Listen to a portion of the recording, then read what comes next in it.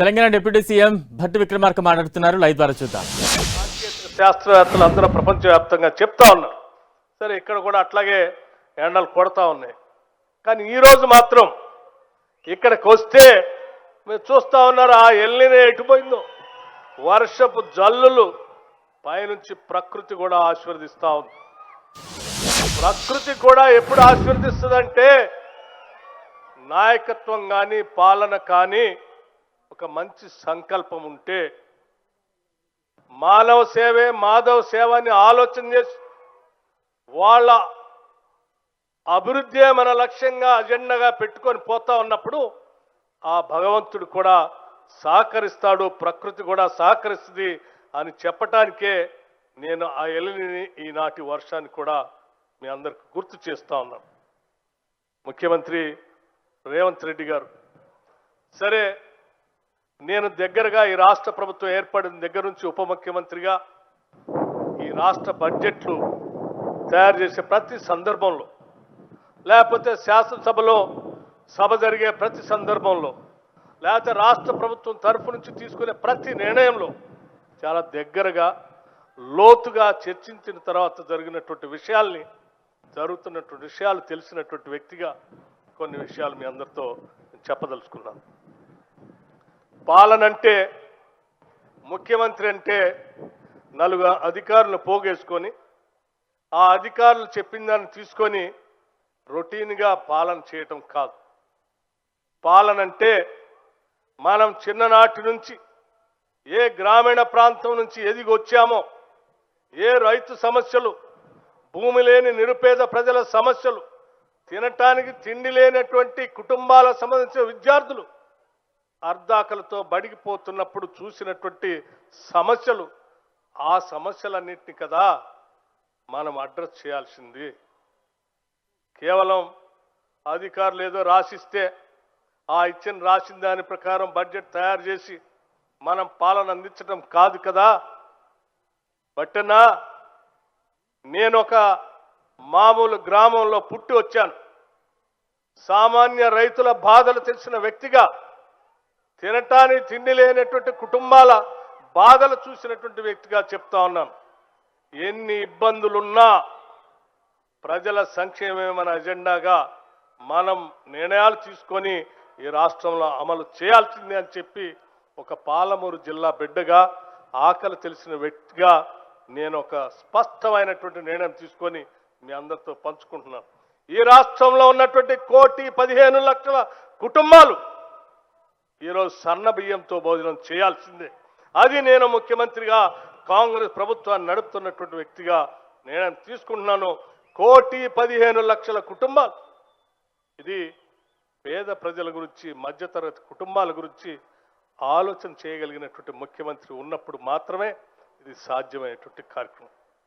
ఇది నిర్ణయం చేసేటప్పుడు ఇంతమందికి మనం సన్న బియ్యం ఇయ్యగలమా, ఇన్ని వేల కోట్లు తేగలమా అంటే ఎన్ని ఇబ్బందులున్నా వాళ్ళు కడుపు నిండా అన్నం తినాల్సిందే.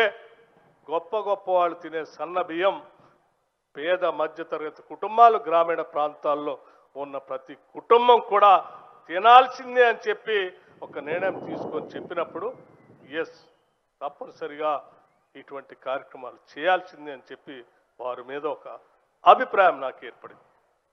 ఆ తర్వాత క్రమంలో గ్రామీణ ప్రాంతాల నుంచి ప్రభుత్వ పాఠశాలకు వెళ్ళేటువంటి విద్యార్థులు, చాలామంది పాఠశాలకు వెళ్ళేటువంటి విద్యార్థులు మనం శాసనసభ్యులుగా అనేక సంవత్సరాల నుంచి చూస్తూనే ఉన్నాం.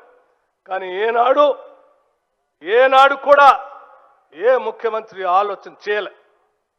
విద్యాశాఖను నా దగ్గర పెట్టుకున్నాను. నేను పాలించేటువంటి ఈ సమయంలో నేను ముఖ్యమంత్రిగా వచ్చింది కేవలం ఏదో అధికారులను కూర్చోబెట్టుకొని వాళ్ళు చెప్పే నిర్ణయాలు చేయటానికి కాదు. నేను ఒక లక్ష్యంతో వచ్చాను.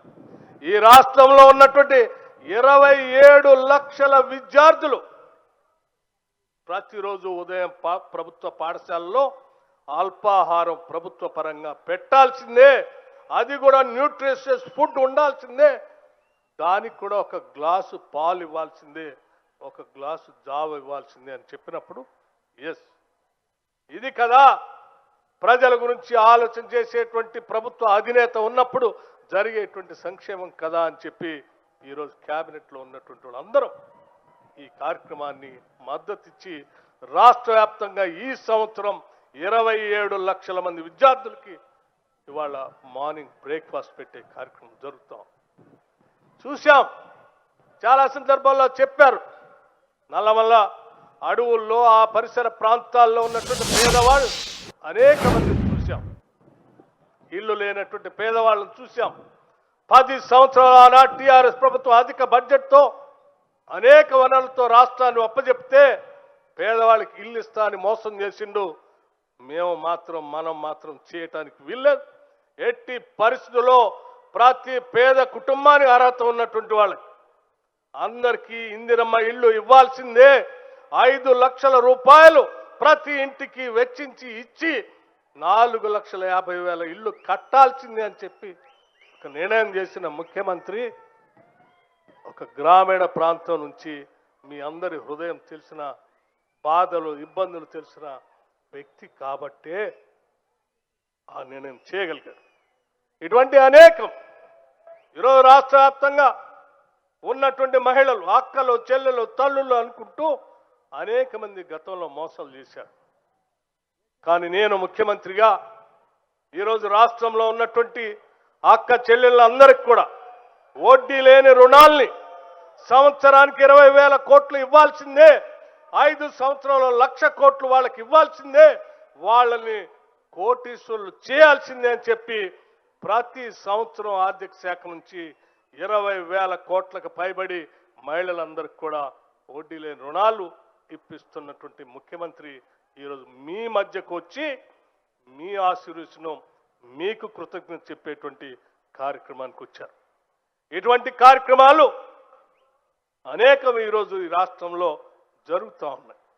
ఒక ముఖ్యమంత్రిగా పాలన అంటే ప్రజల అవసరాలను తీర్చేటువంటి ఆలోచనతో ముందుకు పోవాలి తప్ప కేవలం అధికారులతో ఒక పరిపాలన నడుపుకుంటూ నేను కూడా ముఖ్యమంత్రి చేశానని చెప్పుకోవటానికి నాకు కాదు ఈ ముఖ్యమంత్రి పదవి. ఈ ముఖ్యమంత్రి పదవి భగవంతుడు, ఈ తెలంగాణ రాష్ట్ర ప్రజల ఆశీస్సులు నాకు మెండుగా నేను చెప్పిన మాటలు నమ్మి నాకు అప్పచెప్పారు.